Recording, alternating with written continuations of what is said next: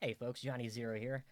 I was doing some research for tomorrow's show, and I ran across this story, and it kind of inspired me to sit down and do a little video. And I really just want to have some conversation about it, maybe spur up some discussion. And I think it brings to light a bunch of issues that are important to me and are really important to a lot of folks. And it centers around political correctness and this era we live in, where if anybody's offended by anything, well, then they just demand that it go away. And tonight's story takes us to a town in Iowa called Albia. I honestly, I've never heard of it before. I will probably never see it, and most likely I'll never hear of it again. But like so many, great towns across this country of ours, they have a soldiers memorial or monument. They call it the Welcome Home Soldiers Monument. And this particular one is set in a park setting. It's 8 acres of county owned land, and on it they have 21 marble crosses. And they've got names on the crosses that go all the way back to, I believe, like World War One. And the pictures I've seen of this and the video and stuff from news clips, it looks to be really nice. And recently, a group out of Washington, D.C., called the Americans United for Separation of Church and State reached out to the County Board of Supervisors. That is the Monroe County Board of Supervisors. And they told them in a letter that they received a complaint, one single complaint, from an anonymous resident of the county. So they had to go out and investigate this thing. So they sent this letter to the county board making demands. And they told them they have 30 days to meet their demands. And what are they asking for? Basically, three things. They want the city and county to completely distance themselves, cut themselves off from this park. Two, pay back any monies that were donated to the park. And three, they want the county to recoup the quote unquote fair market value of the 8 acres that the park sits on, or take the land back and remove the crosses altogether. And why do they say this is right? Well, they say it violates the First Amendment of the Constitution. And, the First Amendment is pretty wide ranging, covers a lot of really big stuff. And they're pointing to the separation of church and state clause. They say that the government cannot endorse any particular religion. Well, let's take a look at this issue and try to get to the bottom of what's really at stake here. Now, again, the land is owned by the county, but they reached a land agreement with the organizers of the park, which gives them use of this property as long as it's kept open to the public. It's for a park use. And I compare this to, the same thing if the city had, let's say, an unused office building, and they decided to rent it out to a business. And let's say, if that was the case, would anyone be able to come out and say that, well, that city or that county owns that business and they own all those products? Well, no, they're a tenant. The same sort of thing. And that's not simplifying the issue at all. That's really what it is. And then you dig a little bit deeper here, and I completely respect folks taking a stand for something they believe in. These folks are passionate that the separation of church and state is monumental. It's fundamental to them, and I respect their beliefs and all that. But when you look at the way the Constitution's written, and I have a very bad taste in my mouth from people who use the Constitution to justify anything that they're doing, and they tweak the words and they ignore certain parts of it.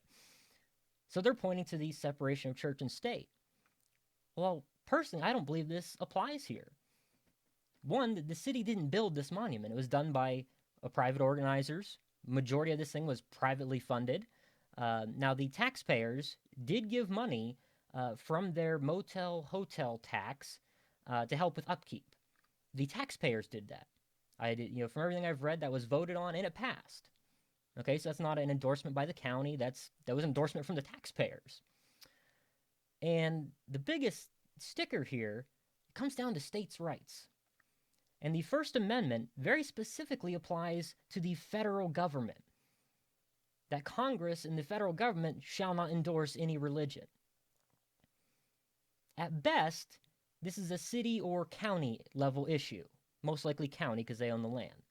Worst case scenario, this is a state issue. This is not a federal issue. Do yourself a favor and research states' rights. I'm not going to get into it tonight.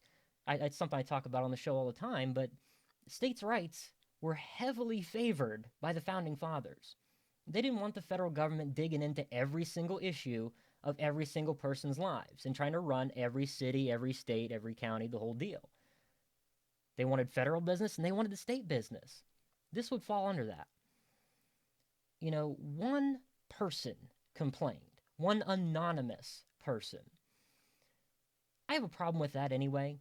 I mean, if something bothers you to this level, to where you have to go out and complain and try to get something done, and it actually leads to this organization demanding that this whole thing be removed, you should have the backbone and the intestinal fortitude to stand by your complaints. And in conjunction with that, these meetings, city meetings, council meetings, all that kind of stuff, they're oftentimes allotted time for public opinion. So get your voice heard, stand up for what you believe in, but don't do it anonymously. Don't make demands. That's one of the key issues that our country is facing today. 2015 was the year of everything offends everybody and everything is wrong. And if one person doesn't like something, well, my God, we got to take it away from everybody. Folks, come on. Let's be adults here. Let's exercise a little caution. Let's exercise a little respect. What happened to the days of, you know what, that bothers me, but hell, I'm just going to look the other way. It's not physically hurting me. It's not physically attacking me. I'm just going to ignore it and go on about my business because somebody else likes it. We've gotten to this point where everybody wants to use their constitutional rights to trump somebody else's constitutional rights. And it's wrong. It's wrong, and it's counterproductive. The other issue I have at stake here is this is a monument. It's a memorial. Okay? It's not out there saying, it's not proselytizing. It's not, spreading the gospel or anything like that. They are crosses, identifying the sacrifice that warfighters have made over the years. And I believe it went all the way back to like World War I. And it would be totally different for me if, say, City Hall decided they were going to put a cross on the front door. Okay, that's a big deal, and I could see why people would be upset about it. Me personally, wouldn't bother me a bit. That's just me though. So this is a memorial. So what's next? Arlington? Are they going to right to Arlington? There's a ton of crosses at Arlington. There's grave markers with the Star of David and other religions. So we're going to remove them as well? What about private cemeteries? I guarantee you go to any town in this country and walk through any cemetery, and you're bound to find tombstones that have crosses on them or are in the shape of a cross.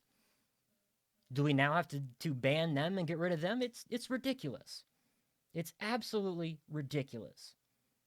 We have much, much larger issues at stake than to worry about the way something appears. And again, if you have a problem with something, stand up for it. I encourage you to do that. Work with the politicians. Work with the local government. Speak up at meetings. Start a petition, That's what we're supposed to do. But nothing nowhere gives you the right to just make demands. And to their credit, everything I've seen, the Monroe County Board of Supervisors is standing by their support for the park, and I truly believe that they should. My hat's off to them, and I have much respect for them standing up.